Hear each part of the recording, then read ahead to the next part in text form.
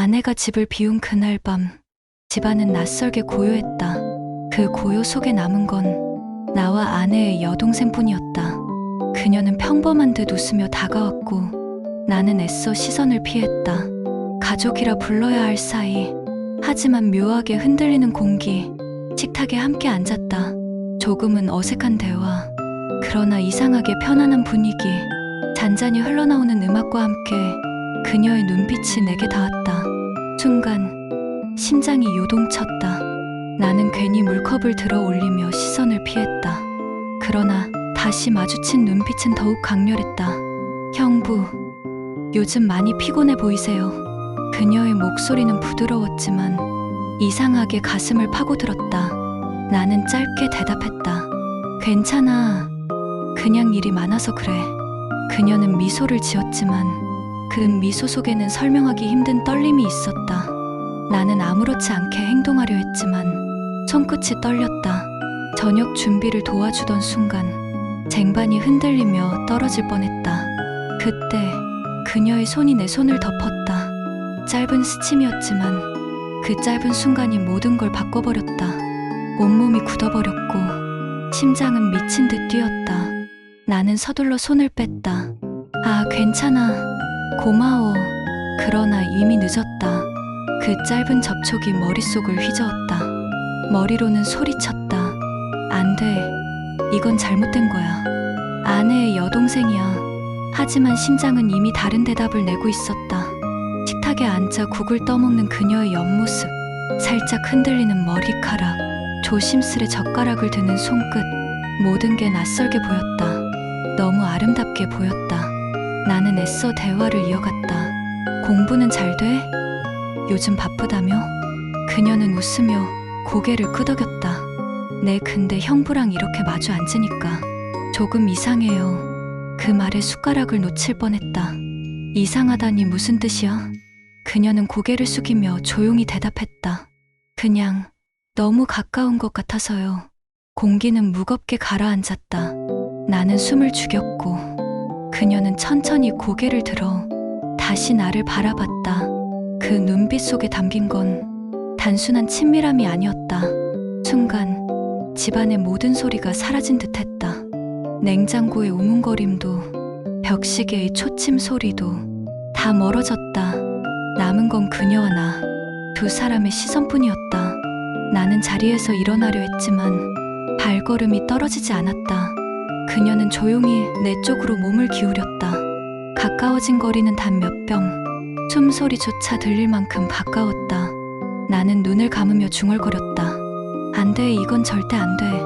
하지만 눈을 뜬 순간 그녀의 눈빛이 내 모든 다짐을 무너뜨렸다. 짧고 강렬한 침묵 속 나는 알았다. 이미 흔들리고 있다는 걸. 그리고 그날 밤 이후 다시는 예전으로 돌아갈 수 없다는 걸.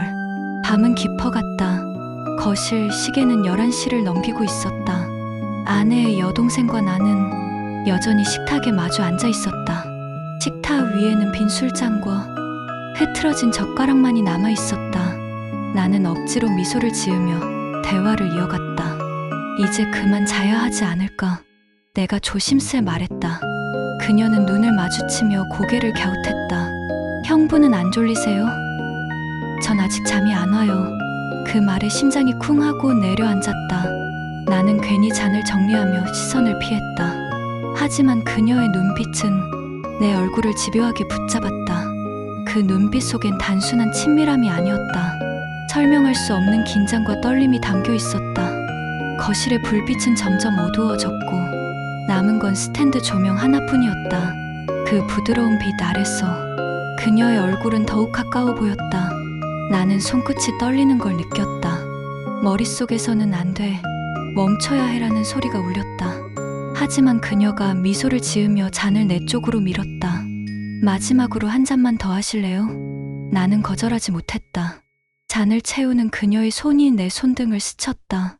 짧은 스침이었지만 다시 심장이 요동쳤다. 나는 억지로 대화를 돌렸다. 너도 이제 곧 졸릴 거야. 방으로 들어가서 쉬어. 그녀는 고개를 끄덕였지만 방으로 향하지 않았다. 대신 소파에 앉아 나를 바라봤다. 짧고도 긴 침묵이 흘렀다. 나는 도망치듯 자리에서 일어나 방으로 향했다. 하지만 방 앞에 서서도 쉽게 문을 열 수 없었다. 뒤에서 느껴지는 시선이 나를 붙잡았다. 결국 나는 방문을 열고 들어갔다. 등 뒤로 현관문이 닫히는 소리를 상상하며 안도의 한숨을 쉬었다. 그러나 몇 분 뒤 문틈 사이로 희미한 그림자가 드리워졌다. 나는 숨을 죽였다. 조용히 들려오는 발소리, 그리고 낮게 울리는 목소리. 형부 아직 안 주무시죠? 그 순간 심장이 얼어붙었다. 나는 이불을 움켜쥐며 대답하지 않았다.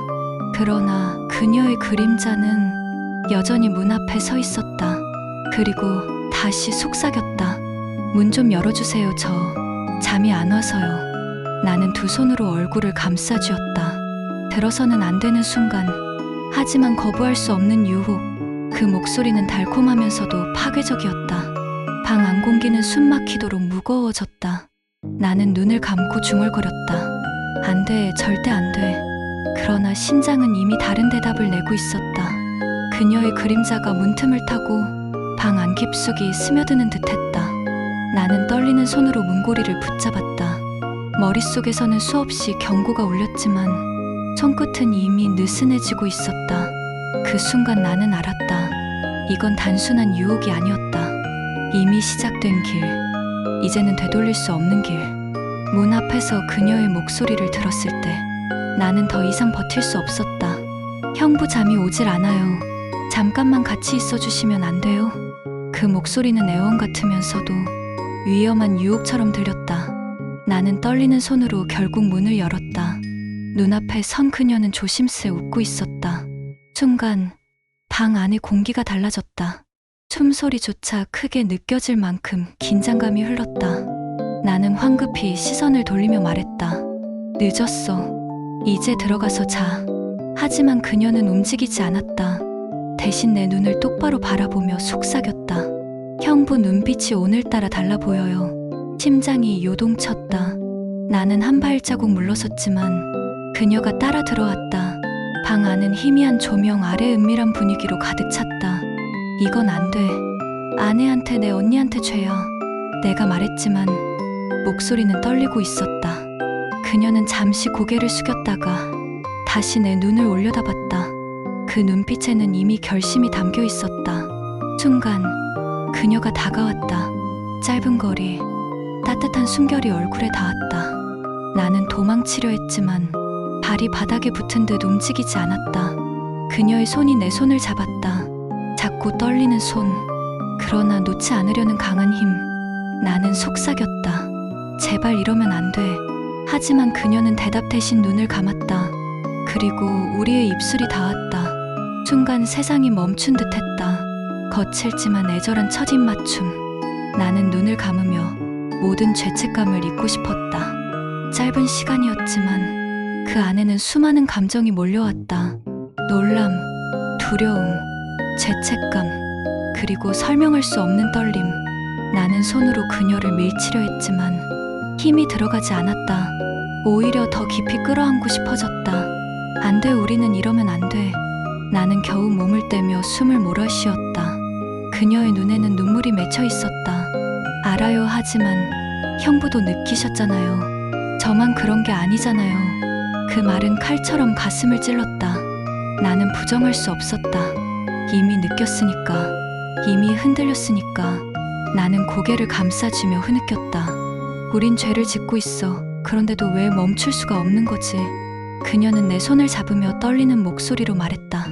형부, 전 이제 돌아갈 수 없어요. 그 순간 나는 알았다. 이미 선을 넘어버렸다는 걸. 첫 입맞춤 이후 모든 게 달라졌다. 한 번의 실수라 믿고 싶었지만 그건 착각이었다. 그녀는 다시 찾아왔고 나는 또다시 문을 열어주었다. 죄책감은 매일같이 나를 괴롭혔다. 하지만 동시에 그녀를 기다리는 나 자신을 발견했다. 낮에는 평범한 남편으로 살았다. 아내와 통화를 하며 애써 웃었고 가족 앞에서는 아무 일 없던 듯 행동했다. 그러나 밤이 되면 모든 게 달라졌다. 집 안이 조용해지면 그녀의 발소리가 들려왔다. 문을 두드리는 소리 하나에 심장은 요동쳤고 나는 주저하지 않고 문을 열었다.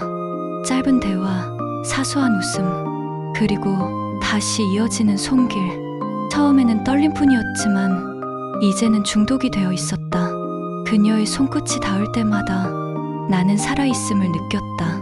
그러면서도 동시에 무너져 내리고 있었다. 형부, 오늘은 그냥 얘기만 해요.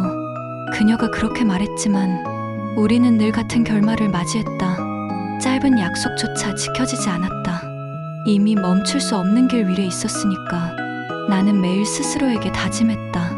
오늘은 끝내야 한다. 이번이 마지막이다. 그러나 그녀의 눈빛 앞에 모든 다짐은 무너졌다. 내 의지는 갈망 앞에 무력해졌다. 거울 속 내 얼굴은 점점 낯설어졌다. 붉게 충혈된 눈, 숨길 수 없는 피곤, 그리고 흔들리는 눈빛. 나는 더 이상 예전의 내가 아니었다. 그녀 없이는 아무것도 할 수 없는 남자가 되어 있었다. 불안은 점점 커졌다. 언니가 돌아왔을 때 우리 사이를 눈치채는 건 아닐까? 어머니가 집에 찾아오면 모든 게 드러나는 건 아닐까? 그럼에도 나는 멈추지 못했다. 그녀는 내게 속삭였다. 형부, 저 이제 무섭지 않아요. 오히려 행복해요. 그 말은 달콤했지만 동시에 공포였다. 행복이라 부르는 이 관계는 언젠가 폭발할 시한폭탄이었으니까. 나는 알았다. 끝은 이미 정해져 있었다. 이 길의 끝에는 파멸만이 기다리고 있다는 걸. 하지만 나는 스스로를 속이며 또다시 그녀의 손을 잡았다. 그와 그녀의 밤은 계속 이어졌다. 하지만 불안은 점점 커졌다. 작은 발소리에도 가슴이 철렁했고 누군가 문을 열고 들어올까 두려웠다. 나는 매일 거울 속 내 눈빛이 흔들리는 걸 보았다. 죄책감과 갈망 사이에서 무너져가는 내 모습. 어느 날 언니가 집에 돌아왔다. 식탁에 마주 앉아 나는 평소처럼 웃으려 했지만 손끝이 떨리고 있었다. 언니는 날카로운 눈빛으로 나를 바라봤다. 왜 이렇게 피곤해 보여? 무슨 일 있는 거야? 나는 얼버무렸다. 아무 일 없어. 그냥 일이 많아서 그래. 하지만 그 순간 옆방에서 들려온 미세한 기척. 나는 숨이 멎는 줄 알았다. 언니는 고개를 돌려 귀 기울였지만 다행히 아무 소리도 이어지지 않았다. 그녀는 다시 나를 바라보며 미소를 지었다. 하지만 그 미소 속에는 이미 의심이 스며 있었다. 밤이 되자 그녀는 또다시 내 방 앞에 서 있었다. 형부, 오늘은 그냥 얘기만 해요. 나는 고개를 저었지만 이미 손잡이를 돌리고 있었다. 방 안으로 들어온 그녀는 떨리는 눈빛으로 나를 바라봤다. 언니가 조금 의심하는 것 같아요. 그래도 멈출 수 없어요. 그 말은 내 심장을 무너뜨렸다. 나는 눈물을 흘리며 속삭였다. 그래, 멈출 수가 없어. 나도 이제 돌아갈 수 없어. 그 순간 우리의 손이 다시 맞닿았다. 식탁 위에는 차갑게 식은 밥그릇이 놓여 있었다. 언니와 어머니가 함께 앉아 있었고 나는 억지로 웃으며 대화를 이어갔다. 하지만 공기는 이미 무겁게 가라앉아 있었다. 어머니가 말했다. 넌 뭔가 숨기고 있지 않니? 나는 고개를 저었지만 심장은 이미 폭발 직전이었다. 그날 밤 방으로 돌아와 나는 무너졌다. 이제 끝이야. 모든 게 들통나기 전에 끝내야 해. 하지만 문을 두드리는 소리가 다시 들려왔다. 형부. 그 한마디에 나는 모든 다짐이 무너졌다. 나는 문을 열었고 그녀는 눈물 어린 미소로 나를 바라봤다. 나는 알았다.